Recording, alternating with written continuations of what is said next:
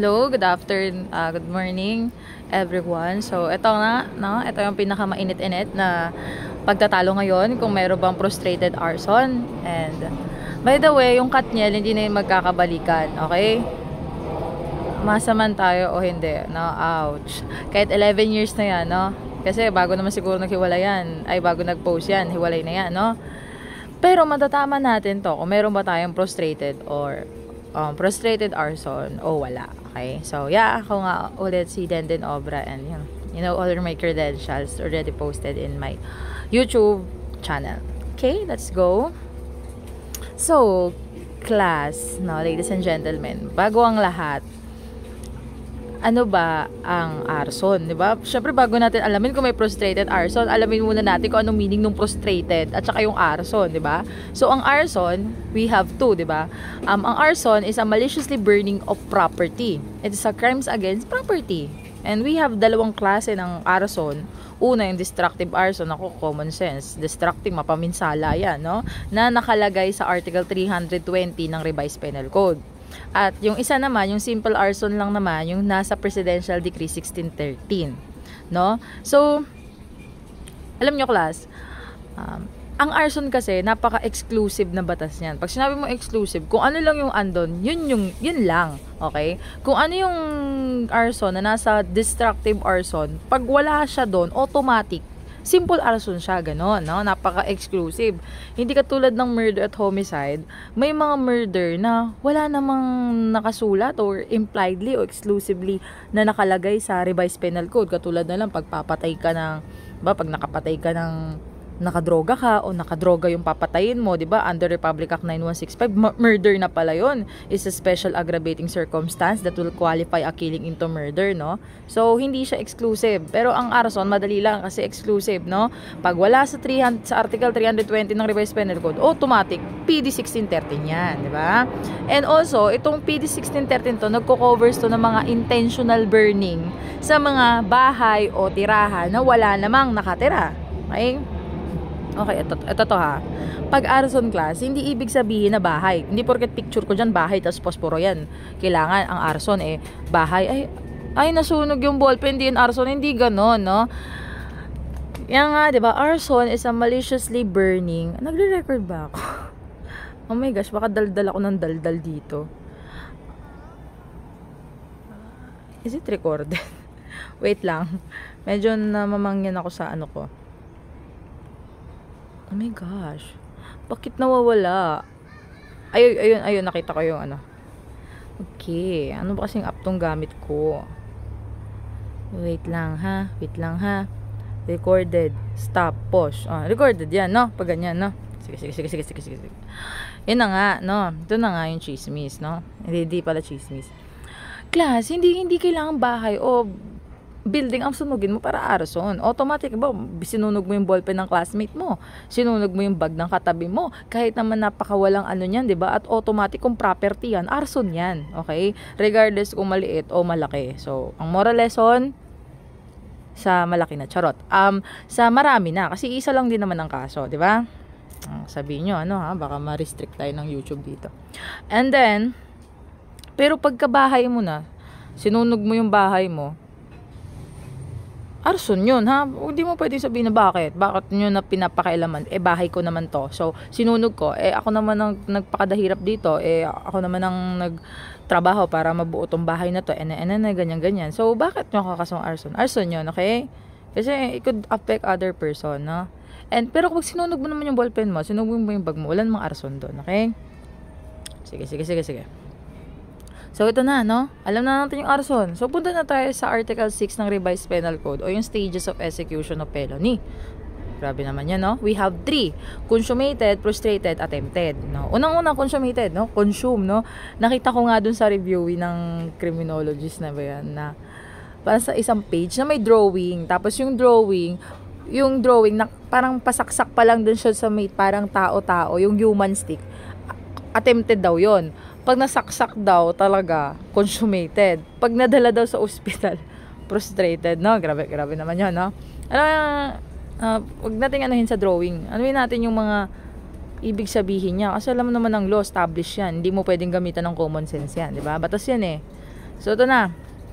Oo, gagamitan mo critical thinking, pero hindi mo magagamitan ng common sense yan, ha? Sige. Consummated na muna tayo, no? Lahat ng elements na kinakailangan for its execution and accomplishment are present. Tingnan nyo, class, ha? Execution at accomplishment. Okay? Dalawa. In-execute mo, tinapos mo, natapos mo. Consummated, no? Accomplishment and execution. So, yan. Dali-dali lang yan, no? Pag frustrated, no? 4 ang elements dyan. Una, the offender has performed all of the acts of execution. Ikalawang element, to produce the felony as a consequence na lang. Ikatlong elements, but the felony is not produced daw. Hindi daw na-produce. Because the reason of the cause is independent of the will of the perpetrator. Hirap naman nun. Charot. Pero dapat alam mo yun, no? So, say natin. Sa frustrated stage, class, yung offender, ginawa niya yung lahat ng acts ng execution. Hindi accomplishment, ha? Execution lang, ha? Pero yung felony hindi naman daw na-produce kasi nga it will become lang as a consequence. Dahil may mga bagay at may mga dahilan na hindi na kayang kontrolin ng isang perpetrator. Yun ang frustrated. Okay? Pag attempted, ay, alis si tatay. Ayan. Magbabantay na naman tayo ng tindahan, no?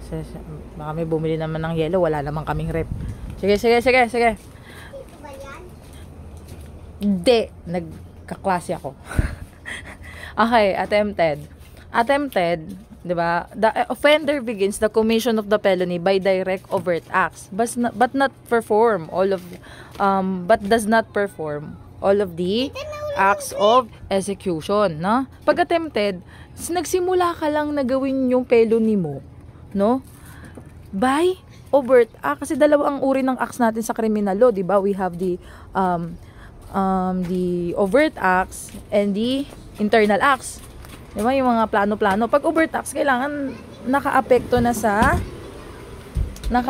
ka na sa external world, no? Sa labas na ng mundo ka na nakaapekto, no? Attempted, sinimulan mo na yung felony mo ng iyong overt acts, pero hindi mo nga natapos, no? Kasi nga, you are not stopped by your own spontaneous desistance. Na charot. Hindi, totoo yun. So, yun ang attempted, no? So apply natin yun sa arson, yung tatlong yan. Consummated, class, as a People versus Hernandez, People versus Gutierrez, US versus Valdez.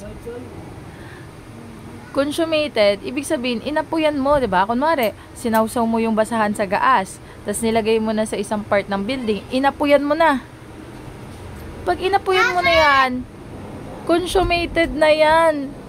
Consummated na yan, dun ka, nagkaklase ako. Sige, huwag ka maingay. Charot lang. May sinasaway lang ako. Sorry ha, kasi kung biglang may bibili ng yellow dito ha, kasi nagbabantay na ako eh. Yun naman, ano lang ako, isa lang ako simpleng tao na may mga simpleng pangarap, no? Tama na nga to. Consummated, no? Paano siya may apply sa arson? Para lang ako nagkipagkwentuhan, no? Pag consummated yan, ibig sabihin, naapuyan mo na. Hindi naman kailangan na masunog mo yung buong building o buong bahay para na maging consummated. Basta may umapoy dyan, kahit gano'n man kaataas o kailiit yung apoy na yan, basta may nasunog na portion ng structure, automatic class, consummated. Ha? Consummated. Hindi kailangan masunog yung buong bahay. Naku, grabe ka nun. Yan, ha? Yan ang technicalities ng batas. Hindi mo pwedeng gamitan ng common sense. Okay? Frustrated. Ito na, frustrated. Ito na yung pinakasikat na kaso ng US versus Valdez. At pinagtatalunan ng mga crim coach, ng mga lawyers, pinagtatalunan ng mga review centers, ng mga criminology warriors sa Facebook at sa TikTok. Ito na, frustrated arson, no? Sa kaso ng US versus Valdez noong 1918, no? Apply natin ang frustrated arson. May frustrated arson sa kaso ng US versus Valdez. Ang nangyari doon, inapuyan na yung basahan na may gaas, no? Pag apoy ng ganon, umapoy syempre, nako, syempre, oh. It performs acts of the execution. Kaso, nung paandar na yung apoy, paabot na dun sa partition ng bahay, kasi sa labas nagpaapoy, no?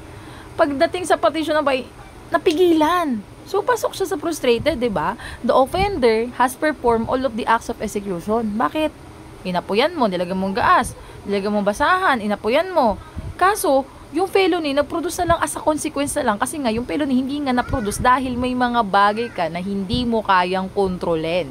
By the reason of the causes, independent to the will of the perpetrator. Okay? So, yun. Kaya frustrated case yan sa US versus Valdez. So, attempted. Parang yung kung sa, yan, no? Pagka sa murder yan, tinarak mo sa leeg, pag binaon mo, consummated na yan, no? Pero pagka tinarak mo pa lang, attempted, no? Parang mga drawing ng mga mga reviewees. Pero pag attempted pa lang, sinimulan mo yung commission ng felony, ha? Sinimulan mo na. Kaso hindi nga lang natapos. Yung pagkasimula mo, hindi ka lang basta nagplano, ha? Hindi ka lang basta nagplano, kundi hindi ka lang basta nagplano. Sorry kasi may mga nabili, no? Hindi ka lang basta nagplano. Ginawa mo ng overt acts talaga, no? Naglabas ka talaga ng puwersa sa labas ng mundo na makakaapekto sa labas. Itong example niya sa attempted arson, yung sinawsaw mo yung basahan sa gaas, nilagay mo na sa building, no? Aapuyan mo na lang, no? Napuli ka pa. That's attempted, ha? Sige. Ito na. Ito na yung pinag-aawayan nila na United States versus Valdez E. Gilgan noong 1918. So, ito na, no? Yung digest natin, no? Kasi mahaba-habang kaso to. So, para maiksi-iksi lang, para maintindihan nyo lang. Okay. Sabi ng mga crime coach sa Facebook at sabi ng mga ibang mga criminologists, registered criminologists, at sabi ng iba mga so ganito na, no? Sabi nila wala daw ito daw US versus Valdez ay obsolete na daw. So pag obsolete hindi na gagamitin kasi daw ang kaso na to nangyari pa nung 1918 at saka bago pa daw ang promulgation ng revised penal code, no? Wait lang. Medyo partially correct ka doon, no? Pag yun ang contention mo, sasabihin mo obsolete tong US versus Valdez, medyo partially correct ka doon. Oo, totoo na itong yung kasong to, bago pa yung implementation ng revised penal code. Kasi 1918 to, kaya nga US versus Valdez yan eh. Under ka pa ng kolonya ng US. Tayo. Hindi pa yung people of the Philippines. US pa yan. US versus Severino Valdez E. Gilgan. Ang gamit pa niyang kode-kode penal dati, yung penal code, di ba? Kaya lang naman naging revised penal code yung RPC natin yung kasi nga, inadapt natin yung penal code nila, binago lang natin ng konti, kaya revised penal code. Tama ka doon, no? Pero kung sasabihin mong obsolete na dahil dati pa, dyan ka nagkakamali, no? Naka-record pa ba? Sayang kasi yung boses ko kung hindi naka-record. Saan na yun? Oh, stop. Pause. Pag ganyan ba, pause at naka-record yan. So, in-stop mo yan. Tiwala lang, naka-record yan. Sana naka-record? Sayang naman yung, no? Wait lang, ito na. Kasi class, kung sasabihin mo obsolete yan, dahil dati pa yan, ibabalik ka sa senior high school, no? Grabe naman si ma'am. Bakit ka babalik sa senior? Kasi, babalik ka sa 3 branches of the government. Ano ba 3 branches of the government? Legislative, executive, judiciary. Executive, no? Grade 1, no? Yan ang Biblia natin. Nag-enforce ng batas. Legislative, gumagawa ng batas. Yung judikatura, nag-interpret ng batas. Sino bang head sa judikatura? Supreme Court, di ba? Oh.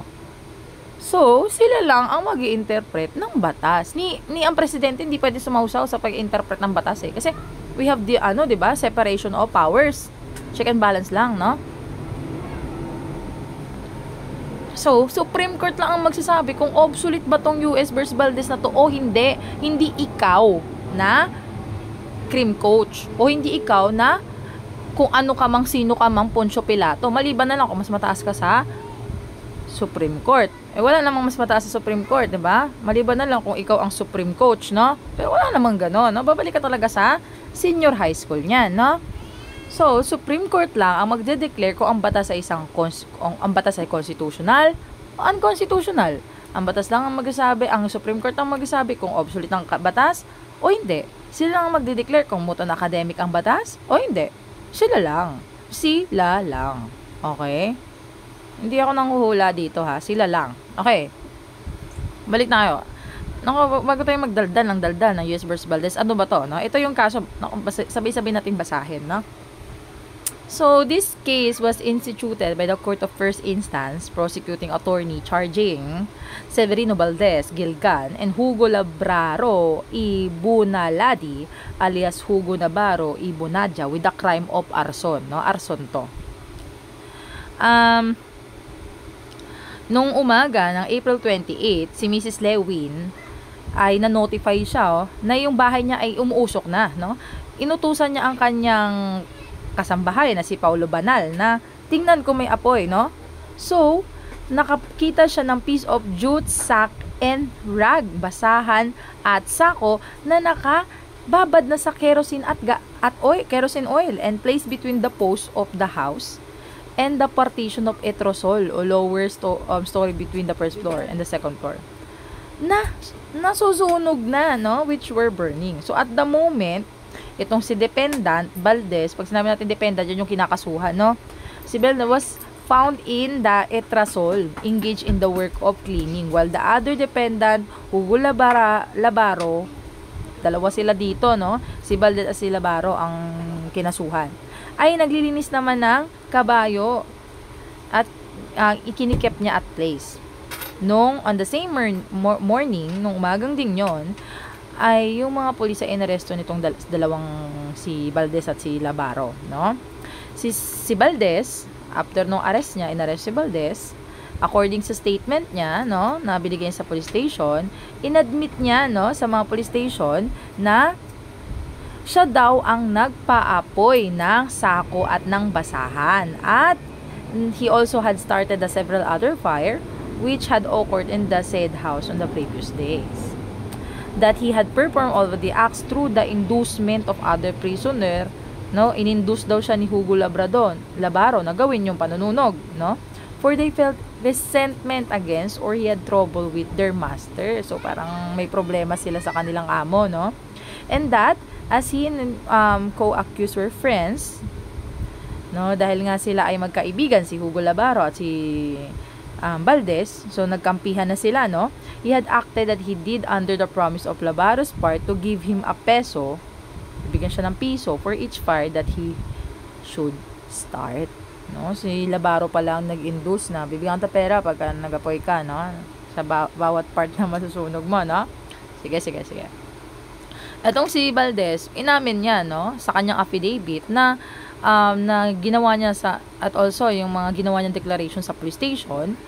And although dinay niya rin na pinlace niya yung rag, yung basahan at piece of jute sack soaked with kerosene in the place where they were found, and stated na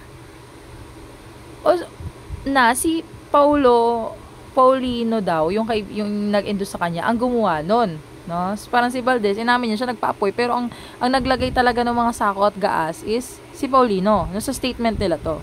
So nung during arraignment, alam niyo naman arraignment, 'di ba? Kung tatanungin ka kung guilty ka ba o not guilty, kinonfess niya na siya ay nagpa-apoy ng pile of dry leaves which were smoke aroused from the lower part of the house, but which however did not forearm his mistress, Miss Lewin, through she should have noticed it, and he also sacked the rag to continue burning until Miss Ockback noticed a large volume of smoke in the house, gave the alarm. No proof was submitted to sustain the accusation he made against the servant Paulino, who apparent in the same person as the driver Hugo Labaro. So ito na. Whether or not si Valdez ay guilty ng consummated arson. So dito sa US versus Valdez class, hindi, no? Ang crime na kinlassify dito ay prostrated arson. Kasi nga pinerform niya lahat ng acts na conductive to the burning of the house, pero yung criminal act na yon ay hindi na-produce, at dahil iba sa intensyon na na-produce, wala namang nasunog eh, 'di ba? Bago makaabot sa mga partition ng bahay, napigilan, no? Talagang siguro inasal lang nila yung master nila, dahon muna, tapos mga gaas, mga ganyan, pero wala namang nasunog sa partition. So prostrated arson yan. So malinaw na merong prostrated arson. Tignan ko nga po kung naka-record ako.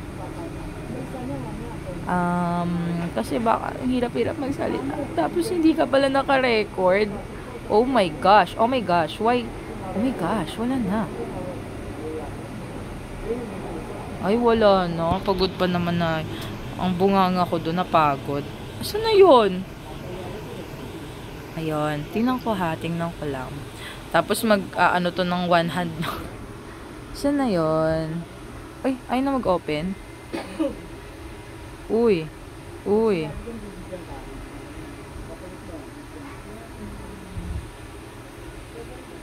Ano yan? Tingnan ko siya ha, class. Kasi kung ala, hindi nagbi-video, no? Ah, yay, nagbi-video. Sige. 20 minutes na pala. Okay. So, malinad may consummated arson. Class, hindi mo pwedeng sabihin na obsolete na ang isang kaso dahil dati pa siya. Okay? Sige, kung ayaw mo ng parang senior high, gamitan natin ng mga ipagka-law school, diba? O, kasi sabihin na ipagka-criminology style.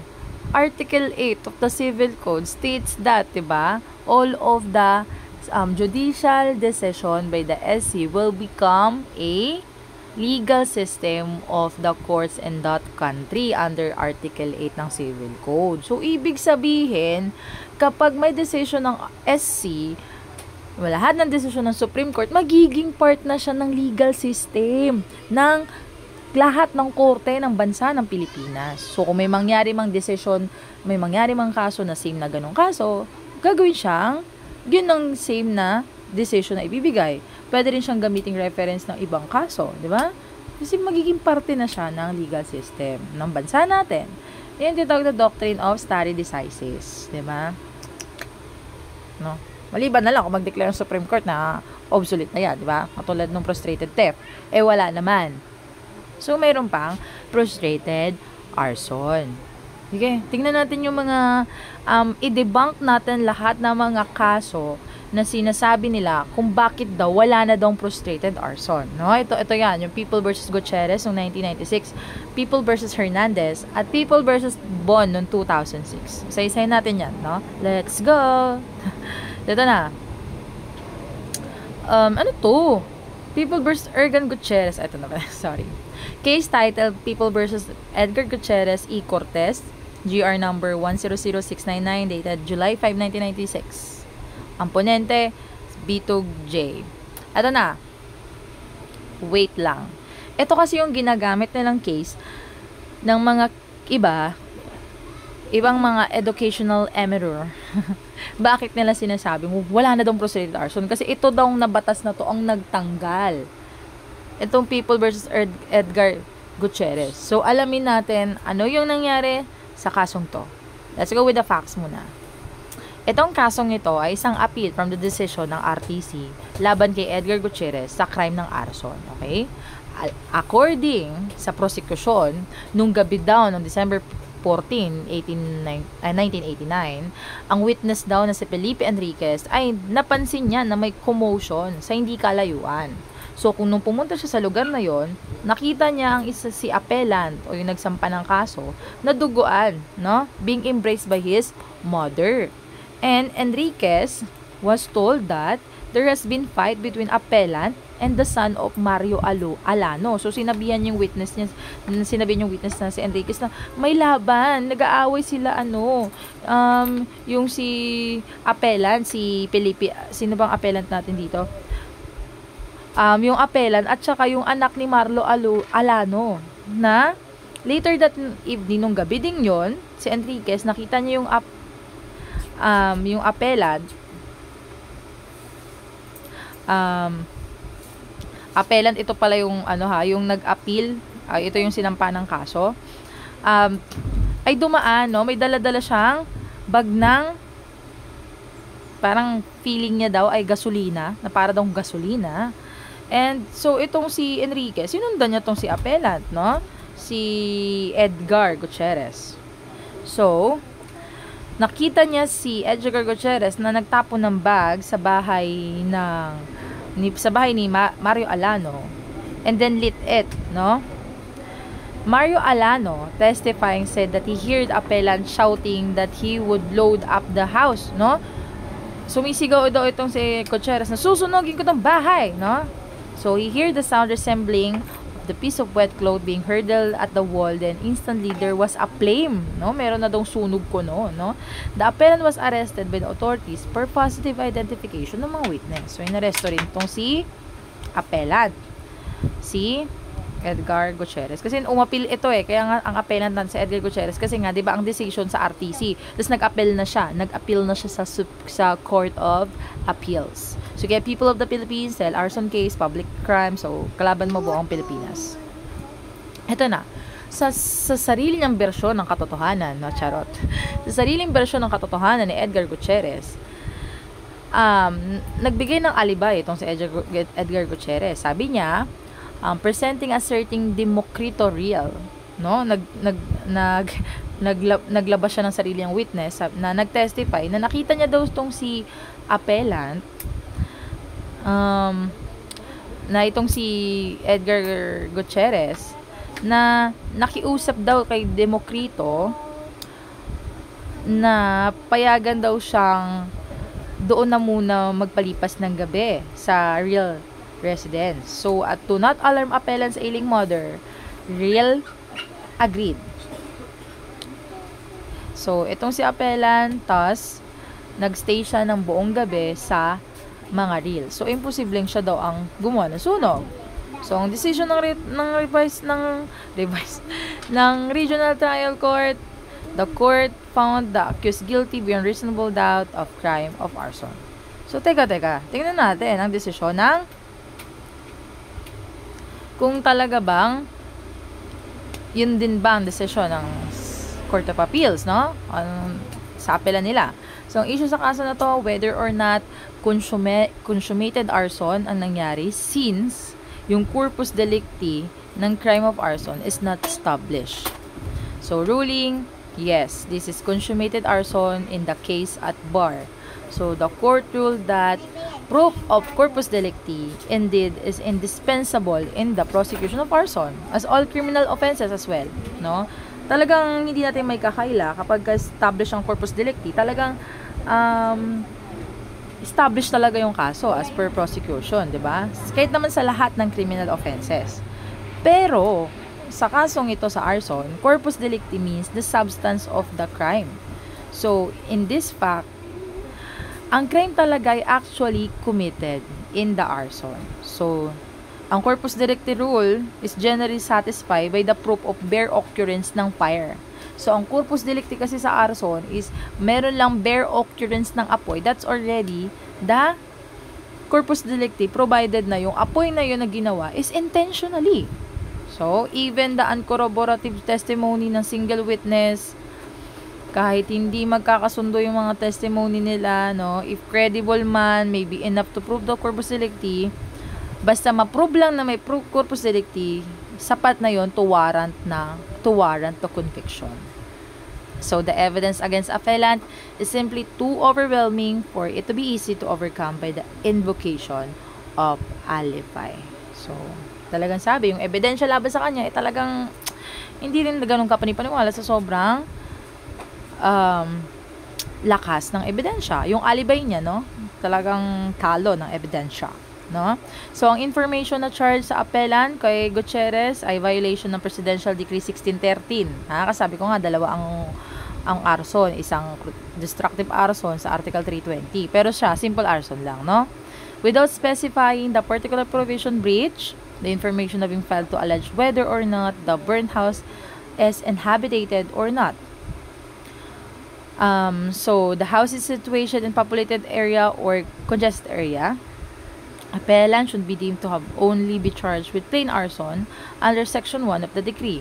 Caloocan City might have been densely populated part of metropolis, but entirely territory cannot be said to be congested.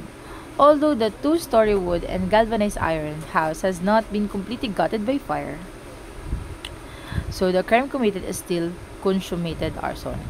It is enough. Sabi ko nga, di ba? It is enough na portion lang ng bahay ang masira.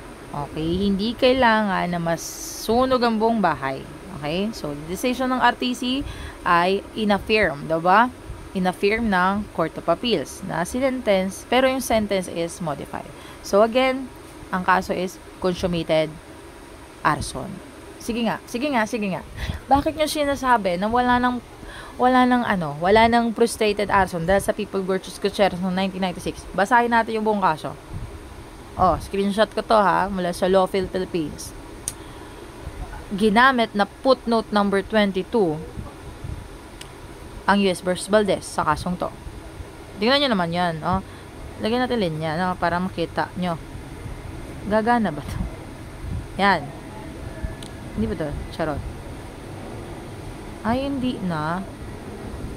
Where is the line? Oh my gosh. Ito ba yan? Parang, yo. Sige. Nakita nyo? Yan. US versus Valdez. US versus Valdez. 39. Yan, nasa baba lang. See US versus Valdez, 39, Phil 240 on frustrated arson. In fact, People versus Gutierrez doesn't impliedly said na hindi gumagana ang sa mani. Ay, sige. Nagtitinda kasi ako dito eh, no? Okay na, nabisto ba tayo? Si nanay ba tawagin?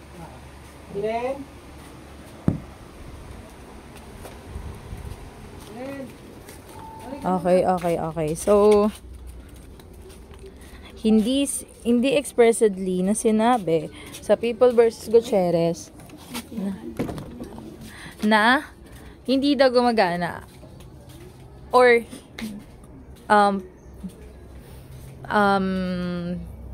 binabasura nila o na-obsolete na nila ang US vs. Valdez. Kahit basahin nyo pa yung kaso. In fact, nag-reaffirm pa nga ang People vs. Gutierrez noong 1996 eh. Tingnan nyo naman yan. O, diba? Under number 22, tingnan nyo itong 22. It is enough that the portion thereof is shown to have been destroyed for you to say that it is consummated arson. Pag number 22, ibig sabihin, see number 22 footnote. Oh, number 22 footnote. See US vs. Valdez 39 Phil 240 on frustrated arson. So, it's not been hindi siya dinebunk o hindi siya inobsolete, kundi ni-reaffirm pa yung US versus Valdez. So, contrary to the popular belief. So, it's way impossible, no? Sasabihin, ala, kinontra na kaya yan sa basahin mo yung kaso, no? Sige. Hirap talaga pag, double work. Habang nagre-record ako, dami kong ginagawa. Sige. Okay, punta natin yung susunod na kaso. People versus Hernandez. Nangyari ito noong 1929. Hindi ko alam bakit nyo binabanggit ng People versus Hernandez. Hindi nga to compatible sa kaso ng US versus Valdez eh. Pero sige, alamin natin yung nangyari sa People versus Hernandez. Okay. Nung madaling hating gabi pala, nung February 3, 1929, si Miguel Dairit ay nakatira sa kanyang bahay kasama ng kanyang mga anak sa Mabalakad, Pampanga. Nung napansin niya na mayroong nagtapon, covered in straw, sa kanyang bubong. And it was on fire. And he was extinguished the fire. Napigilan yan. Na-control na yung apoy. So, nawala na yung apoy. Paano ba yung Tagalog nun? Naapula niya ang apoy. So, nakita niya to si Antonio Hernandez sa gilid ng kanilang bahay. May hawak na stick. So, ito si Dairit then succeeded in putting on fire. So, si Hernandez, alam niya na si Dairit at ang kanyang mga anak ay nasa bahay nung gabing iyon. So, in the testimony of the offended party, si Dairit, together with Artemio Tanglao and Daniel Malyari, established that it was Hernandez who set the fire to the house. So, talagang nasabi nila na si Hernandez, marami ang testigo. So, the stick of Dairit with Hernandez on the night of the fire was leaning against the house with the burnt and the petroleum-soaked rag dangling from it. So, si Daniel Malyari also recognized ang stick na yon, which Hernandez used in getting guava fruits, prior to the crime. So, Dairit and Hernandez has disagreement because Dairit accused him of stealing paddy from his house. Dairit complained to the barrio lieutenant as they went to the Hernandez house. The latter stopped them from entering, was armed with bolo, and threatened to kill them. So, si Hernandez was then arrested, which showed his characteristic violence. The trial court has held crime committed was only frustrated arson. Sige nga, tanungin ko kayo, class. Pag ang bubong ng bahay ay nasunog, frustrated arson ba ang kaso? No, sabi ko kanina, sabi ng mga kaso, US versus Valdez, US versus Gutierrez, na it is not necessary na you should burn all of the wool of the house. It's enough na may masunog lang na part ng bahay to become it consummated. So, ang decision na to, may iring lang, mali lang yung decision. Kaya, syempre, the issue on the case is whether or not the trial court erred in convicting Hernandez of frustrated arson.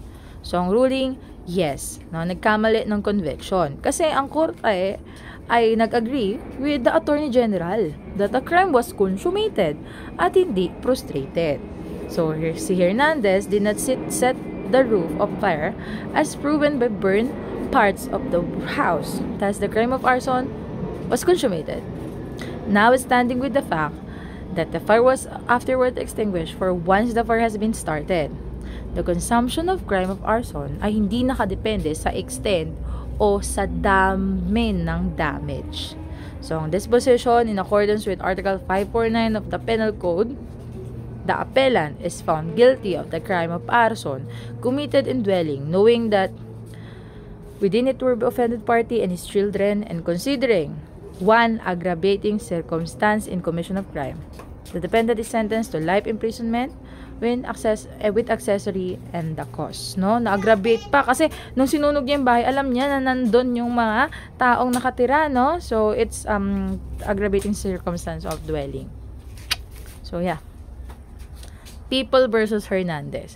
It is not compatible. Sabi kasi nila, kaya daw walang frustrated arson kasi daw sa decision ng People versus Hernandez, mula sa frustrated arson, pinalitan daw ng consummated. Hindi. So, pag ganon, pagka mali yung decision, automatic, wala na agad na frustrated arson. Hindi. Nagkamali lang po ng decision. Kaya naman po, inappeal nila. So, binago yung decision. Nagkamali lang po ng appreciation of facts. Kasi nga naman po, hindi nga naman frustrated arson kung may nasunog na bubong. So, ganun po yun. Automatic po nun is, ano na po yun? Arson, consummated na. So, yung pinaka-latest na kaso, pinaka-latest na kaso, People versus Bon ng 2006. Actually, class, hindi naman ito arson case. Pero itong kasong People versus Bon na to is ginamit niyang basihan ang US versus Valdez. Latest lang to 2006. Okay? Alamin ba natin ano ba nangyari sa People versus Bon? Nangyari to noong 2006. Ang facts, 8 information ang final laban kay Alfredo Bon. Sinacharge siya ng rape with AAA and BBB. Mga minor kasi to no? Anak to ng kanyang kapatid. So, pamangkin niya na, no? Ang rape ay allegedly nangyari ng maraming ulit sa loob ng 6 na taon mula ng 1994. Nung ang mga biktima ay minor de edad pa. So, ang RTC kinonvict si Bon ng 8 counts of rape at dininay niya, no? Nagpresent siya ng alibi na tapos ang RTC consider na qualifying circumstances ang minority ng mga biktima at ang relasyon niya sa biktima. So, there's an abuse of confidence. Nag-appeal, on the appeal of the penalty, ang CAA nag-rule affirming the 6 counts of rape, no? But modified the 2 attempted rape. Kasi according sa Court of Appeals, ang ebidensya ng 2 rape ay insufficient para maging guilty si Bon beyond reasonable doubt. So, CA then reduced the penalty for 2 counts of rape from death penalty to indeterminate penalty of 10 years as minimum to 17 years and 4 months and reclusion temporary as maximum for attempted rape. Ang issue ng kasong to with People versus Bon whether ang korte ba ay nag-affirm sa conviction ng appellant na si Bon for 6 counts of rape and 2 counts of attempted rape, na ang biktima is being minor nieces. Dapat ba pumayag ang korte doon? And whether ang penalty for attempted and qualified rape should under the penal law should be 2 degrees lower than the consummate qualified rape, then should be computed from death or reclusion perpetua. So, ang ruling, nag-affirm ang korte, no? So, ang korte nag-affirm, tas affirming the conclusion of Court of Appeals that it has been established beyond reasonable doubt that appellant is guilty of 6 counts of rape and 2 counts of attempted rape. However, in light of Republic Act 9346, the appropriate penalty for both crimes should be amended. We close by returning to the matter of appellant Alfredo Bon by the reason of Republic Act number 9346. He is spared the death sentence, entitled to the corresponding reduction of his penalty as the consequence of downgrading of his offense from 2 counts consummated rape to 2 counts of attempted rape. Kasi nga naging attempted rape na so it should be downgrade. For the 6 counts of rape, we downgrade the death penalty to reclusion perpetua with no eligibility of parole, pursuant to the Republic Act number 9346. For each of 2 counts of attempted rape, we downgrade by 1 degree lower the penalty imposed by Court of Appeals.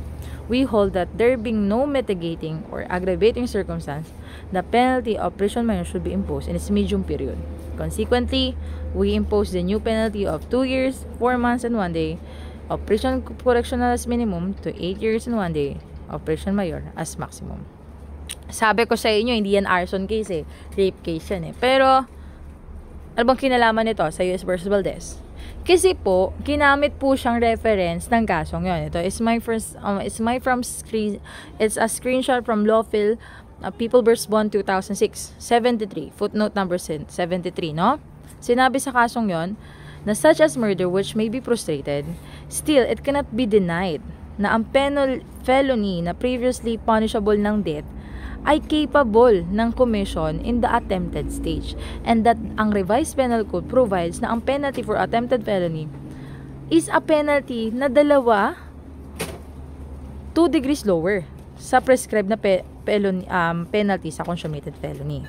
So the court has thus consistently imposed reclusion temporal, the penalty 2 degrees lower than death, as a maximum term of attempted felony, which of consummated, we have warrant the death penalty. So, tingnan nyo yung 73. Ito yung screenshot ko from Lawful 73C, example, People vs. Orita, GR number 88724, 3, April 1990. 19th SRCA 105-115, wherein the court recognized na it's hard to conceivable paano isang prostrated stage sa rape ay pwedeng mangyari, no?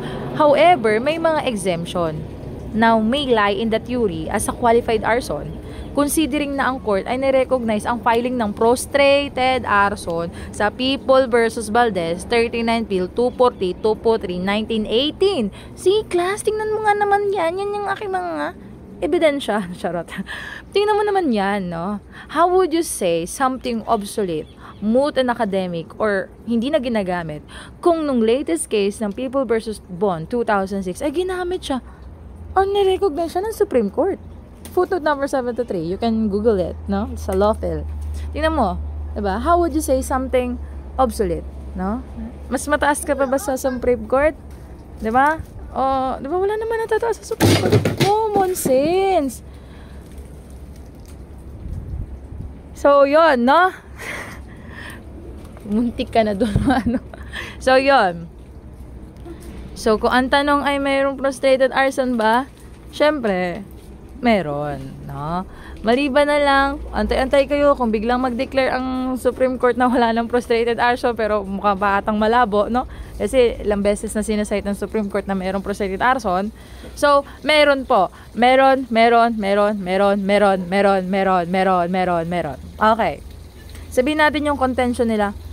Alam nyo, class, alam nyo, people of the Philippines, I cannot blame them, no? Kasi my undergrad course is Bachelor of Science in Criminology, and we've been, siguro sabihin kong we brainwashed At yun kasi yung tinuturo namin. So, ang alam po talaga namin, I could have to say sorry, no? And part of my community, as a part of my community, I could say sorry. Kasi, this how we thought na formal crime po ang arson. Kasi ako kung hindi ako nakapag-law school talaga, ang sasabihin ko, formal crime ang arson. Kasi yun po yung tinuturo sa amin. At yun po yung alam natin. And, pero naman, totoo naman eh. How would you say something formal? Meron bang law? Meron bang SC rulings? May provision ba ng batas na nagsabi na ang arson ay formal law? Ay formal crime? Wala po. Wala. And we cannot jibe the principles of law in criminal justice. Kasi syempre, as criminal justice or criminology, nanghihiram lang tayo ng principle ng law ng kanilang discipline. Hindi natin pwedeng gamitin yung common sense natin sa law. Kasi criminology is an art and science. We use as art and science, diba? We use even common sense. Kasi it's art, our creativity, our ideas. But when it comes to law, establish ang law batas yan.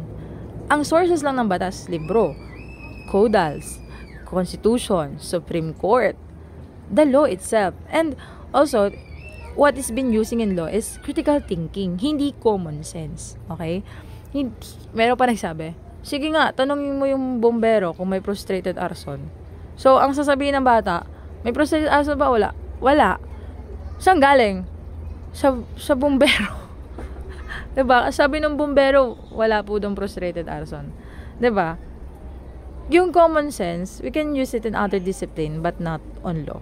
So again, thank you so much kung nakarating ka hanggang dito sa video, and I do hope na malinaw po yung pagkakapaliwanag natin. So, ciao! Thank you so much.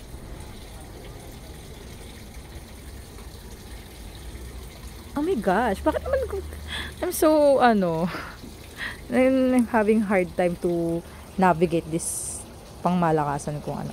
Magko-commercial pa yan, no? Sorry na.